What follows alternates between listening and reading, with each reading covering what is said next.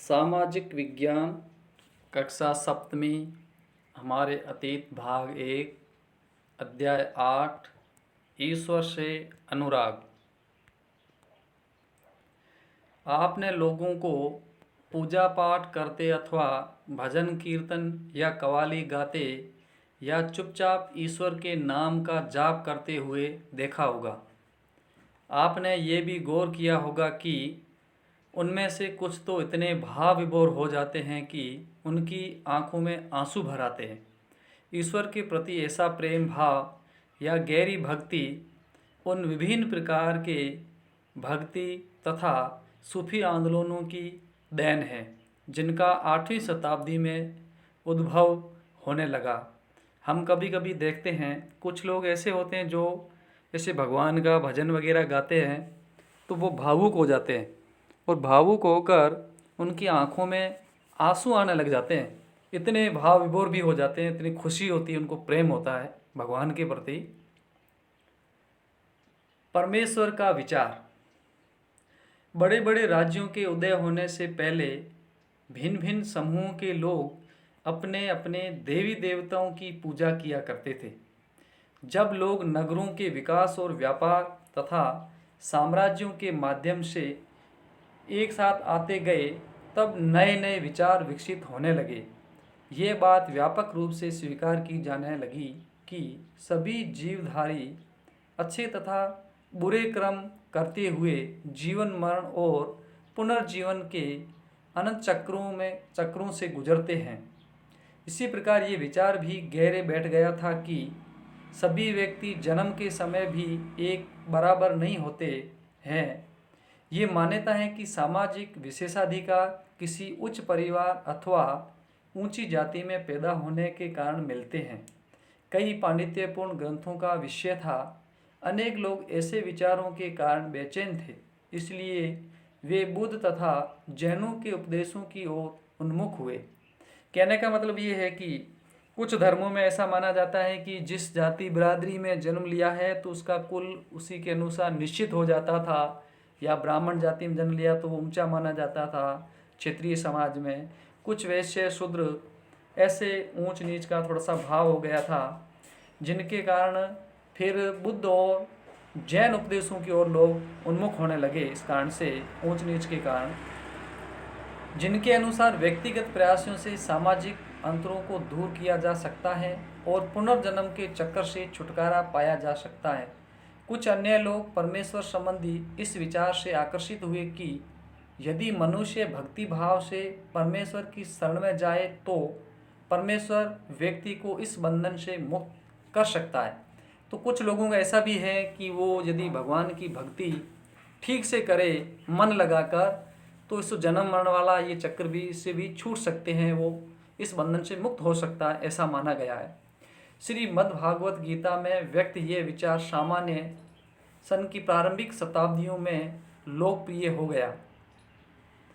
विशुद्ध धार्मिक अनुष्ठानों के माध्यम से शिव, विष्णु तथा दुर्गा को परम देवी देवताओं के रूप में पूजा जाने लगा। साथ साथ भिन्न भिन्न क्षेत्रों में पूजे जाने वाले देवों एवं देवियों को शिव, विष्णु या दुर्गा का रूप माना जाने लगा। इसी प्रक्रिया में स्थानीय मिथक तथा किस्से कहानियाँ पौराणिक कथाओं के अंग बन गए। पुराणों में पूजा जिन पद्धतियों की अनुशंसा की गई थी उन्हें स्थानीय पथों में भी अपनाया जाने लगा। आगे चलकर पुराणों में भी इस बात का उल्लेख किया गया है कि भक्त भले ही किसी भी जाति पाति का हो, वह सच्ची भक्ति से ईश्वर की कृपा प्राप्त कर सकता है। अब इससे ये सिद्ध होता है कि चाहे आज व्यक्ति किसी भी जाति में उसने जन्म लिया हो, इससे कोई लेना देना नहीं है किसी भी जाति से। भगवान के लिए सभी भक्त बराबर होते हैं, इसलिए जो भगवान की भक्ति करता है, सच्ची भक्ति करता है, उसकी भगवान की या ईश्वर की उनको प्राप्ति जरूर होती है।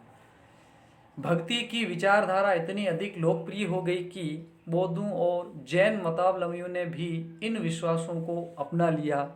तो इतनी भक्ति लोकप्रिय होने के कारण बौद्ध धर्म और जैन धर्म के जो मतावली मानने वाले लोग हैं उनका भी इसमें विश्वास बढ़ गया।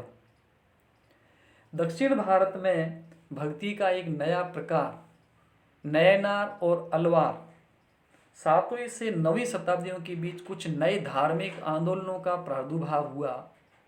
इन आंदोलनों का नेतृत्व नयनारों यानी शैव संतों और अलवारों यानी वैष्णव संतों, जो शैव संत थे उनको नयनार कहते थे और वैष्णव जो संत होते थे उनको अलवार कहते थे, तो उन्होंने किया। ये संत सभी जातियों के थे, जिनमें पुलया और पनार जैसी अस्पृश्य समझी जाने वाली जातियों के लोग भी शामिल थे। वे बौद्धों और जैनों के कटु आलोचक थे और शिव तथा विष्णु के प्रति सच्चे प्रेम को मुक्ति का मार्ग बताते थे। जो ये दो जातियां बताई गई है जो स्पर्श मानी जाती थी, पुलया और पनार, ये जैन और बौद्धों का तो विरोध करती थी, मगर शिव और विष्णु के प्रति इनका बहुत ही सच्चा प्रेम था। उन्होंने संगम साहित्य यानी तमिल साहित्य का प्राचीनतम उदाहरण और सामान्य सन यानी ईस्वी सन की प्रारंभिक शताब्दियों में रचित में समाहित प्यार और शूरवीरता के आदर्शों को अपनाकर भक्ति के मूल्यों में उनका समावेश किया था।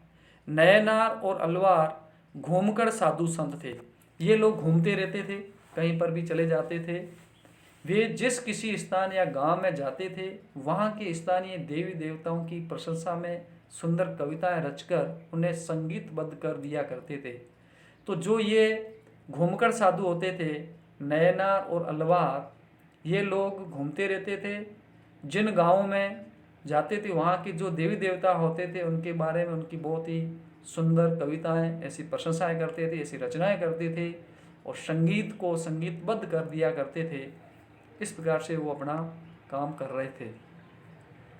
नयनार और अलवार, कुल मिलाकर 63 नयनार ऐसे थे जो कुमार, स्पर्श्य, कामगार, किसान, शिकारी, सैनिक, ब्राह्मण और मुखिया जैसी अनेक जातियों में पैदा हुए थे। उनमें सर्वाधिक प्रसिद्ध थे अप्पार शब्दर, सुधदार और मणिक सागर। उनके गीतों के दो संकलन हैं, तेवरम और तिरुवाचकम। अलवार संत संख्या में 12 थे। वे भी भिन्न भिन्न प्रकार की पृष्ठभूमि से आए थे। उनमें से सर्वाधिक प्रसिद्ध थे परिये अलवार, उनकी पुत्री अडार, तोडरडिपोडी अलवार और नमालवार। उनके गीत दिव्य प्रबंधम में संकलित है। 10वीं से 12वीं सदियों के बीच चोल और पांड्यन राजाओं ने उन अनेक धार्मिक स्थलों पर विशाल मंदिर बनवा दिए जहाँ की सत कवियों ने यात्रा की थी। इस प्रकार भक्ति परंपरा और मंदिर पूजा के बीच गहरे संबंध स्थापित हो गए। यही वह समय था जब उनकी कविताओं का संकलन तैयार किया गया था।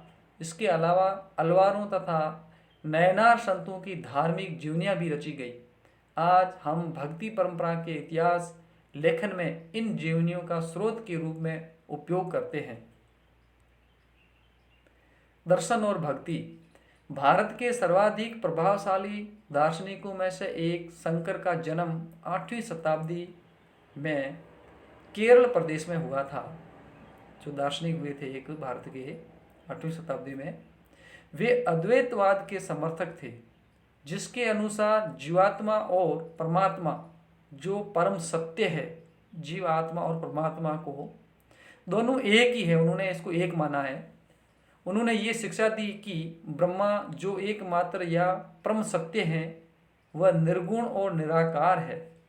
उन्होंने ब्रह्मा को परम सत्य माना है और निर्गुण और निराकार माना, कोई आकार नहीं।